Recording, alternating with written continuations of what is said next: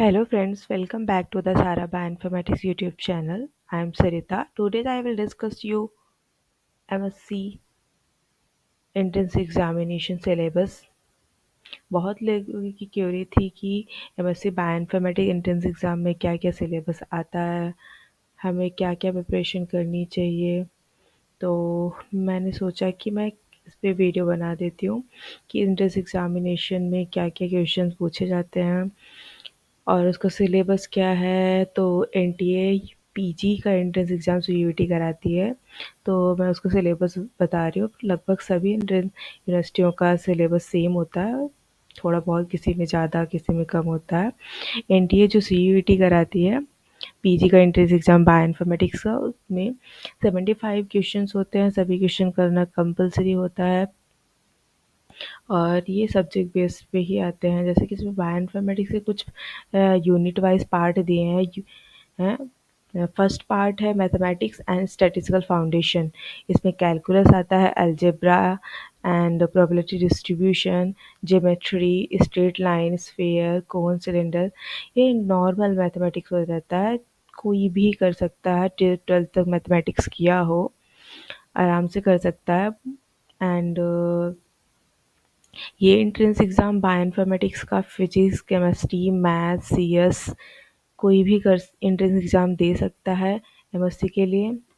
ज़रूरी नहीं कि उसका बीएससी बायोइन्फॉर्मेटिक्स हो तभी एमएससी बायोइन्फॉर्मेटिक्स से कर सकता है, और ज़रूरी नहीं है वो कि बायो का हो तभी बायोइन्फॉर्मेटिक्स कर सकता है, ऐसा कुछ नहीं है। अगर आपका बीएससी फिजिक्स है या सीएस से है तो भी आप बायोइन्फॉर्मेटिक्स के लिए अप्लाई कर सकते हैं, क्योंकि ये इंटरडिसिप्लिनरी सब्जेक्ट है। एंड सेकेंड यूनिट है role of chemistry in bioinformatics. इसमें kinetics, theory of gases and homogeneous equilibrium, chemical kinetics, P and D block elements, ये सब 12th में ही हम लोग पढ़ चुके हैं और कुछ कुछ बीएससी के पार्ट्स से लिया गया है। And and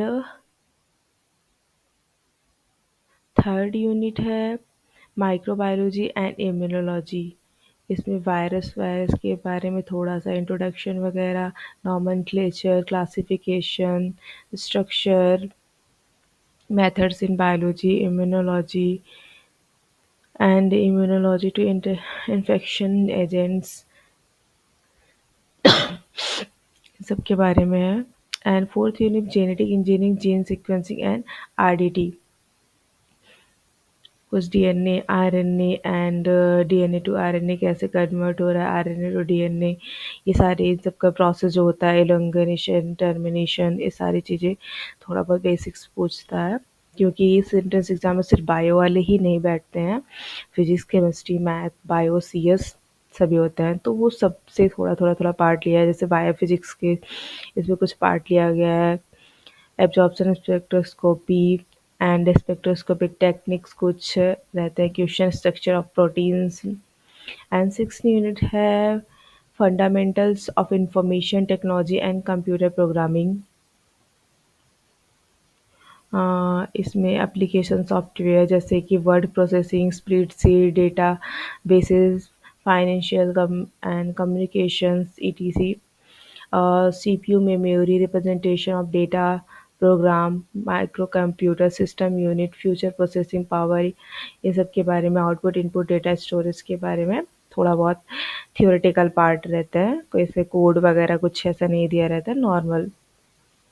introduction of programming language and Linux की कुछ बेसिक कमांड्स वहाँ पे पूछ सकते हैं।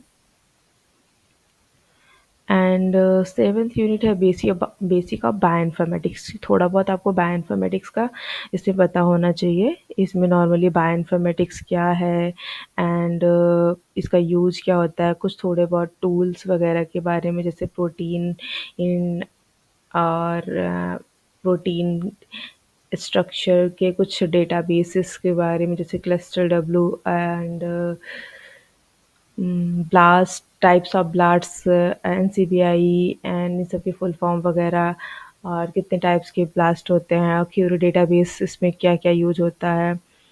एंड लाइनेक्स की कुछ बेसिक कमांड बायोइन्फॉर्मेटिक्स में पूछ सकते हैं। एनजीएस के बारे में थोड़ा बहुत पूछते हैं। और जो भी रहता है सब थियोरेटिकल पार्ट रहता है। और बायोलॉजिकल डेटाबेसेस के बारे में आप अब थोड़ा बहुत देख लीजिए। बायोइन्फॉर्मेटिक डेटाबेसेस कौन कौन से होते हैं, जैसे SRA, GEO, NCBI, इन सब के बारे में। और सीक्वेंस अलाइनमेंट एंड विजुअलाइजेशन, इन सब के बारे में आपको बेसिक नॉलेज होना चाहिए।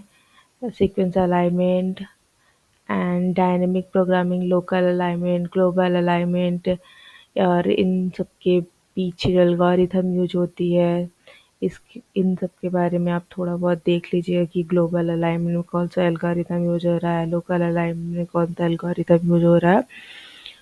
And gene expression and representation of pattern and relationship, general introduction to gene expression in prokaryotic and eukaryotic, and transcription factor, binding affinity, SNP, AST, STS, इन सब के बारे में इंट्रोडक्शन थोड़ा बहुत पूछेगा। बहुत ज़्यादा डीप में यहाँ पे आपसे कुछ भी नहीं पूछेगा, नॉर्मल आप थियोरेटिकल पार्ट से जो सिलेबस दिया है अगर आप इसको कवर कर लेते हैं तो कोई बहुत हार्ड नहीं होता है इसका एंट्रेंस एग्ज़ाम। यूनिवर्सिटी के भी मोस्टली सेम होते हैं, सभी यूनिवर्सिटी के सिलेबस। अगर आपने इतना कवर कर लिया तो बहुत है। और मैं दिखाना चाहूँगी एमएससी के सिलेबस में क्या-क्या रहता है मोस्टली। जैसे क्वालिफ़ाई करने के बाद एमएससी बायोइन्फॉर्मेटिक्स में क्या-क्या रहता है यहाँ पे। आपके फर्स्ट सेमेस्टर में biochemistry and biochemistry, biophysics and एक सब्जेक्ट होता है फर्स्ट सेमेस्टर में, genomics and proteomics and mathematics, statistics, scripting language for bioinformatics, sequence analysis and molecular phylogeny, lab work कुछ होते हैं यहाँ पे। एंड सेकेंड सेमेस्टर में थोड़ा बहुत आपको एल्गोरिथम बायोइन्फॉर्मेटिक्स के बारे में बताने लगते हैं। एंड नेटवर्क, कैसे आप बायोलॉजिकल नेटवर्क बना सकते हैं। बायोलॉजिकल नेटवर्क मतलब प्रोटीन प्रोटीन इंटरेक्शन कैसे कर सकते हैं, protein ligand ligand ligand interactions कैसे करते हैं, हम टूल के थ्रू कैसे इंटरेक्शन को दिखा सकते हैं, बायोलॉजिकल इंटरेक्शंस को।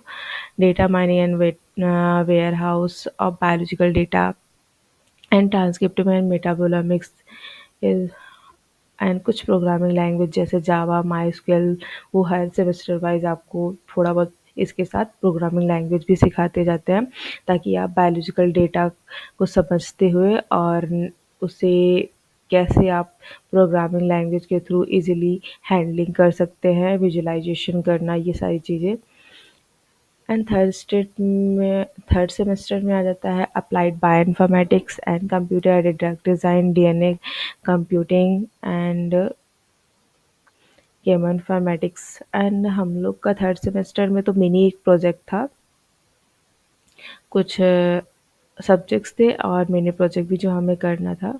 एंड हमारा fourth semester totally based on major project, जो कि 26 मार्क्स का था। आप उसे चाहे इंस्टीट्यूट में कर सकते थे या बाहर। मेरा रिजर्वेशन वर्क CSIR IGBT से था, हिमाचल से। एंड ये जो कि मेरे यूनिवर्सिटी का सिलेबस है एमएससी बायोइन्फॉर्मेटिक्स का, काफ़ी ब्रॉड है लेकिन बहुत कुछ है इसमें सीखने को। लगभग सारी चीज़ें बायोइन्फॉर्मेटिक्स से रिलेटेड आपको सिखा देते हैं प्रॉपर। बहुत ज़्यादा इसमें AI वगैरह का तो नहीं है, लेकिन मोस्टली अब एमएससी बायोइन्फॉर्मेटिक्स में सिलेबस में ऐड हो गया है AI, मशीन लर्निंग वगैरह। तो ये हम लोग के टाइम पे था यूनिवर्सिटी ऑफ इलाहाबाद का एमएससी बायोइन्फॉर्मेटिक्स का सिलेबस। तो आप देख सकते हैं एनटीए की वेबसाइट से भी जाके, यहाँ पे आप चेक कर सकते हैं डाउनलोड करके एंट्रेंस एग्ज़ाम का सिलेबस। अगर आपको कोई क्वेश्चन है एंट्रेंस एग्ज़ाम से रिलेटेड या बायोइन्फॉर्मेटिक्स से रिलेटेड कोई भी क्वेश्चन, तो आप कमेंट बॉक्स में ज़रूर पूछिएगा। Thank you so much for watching.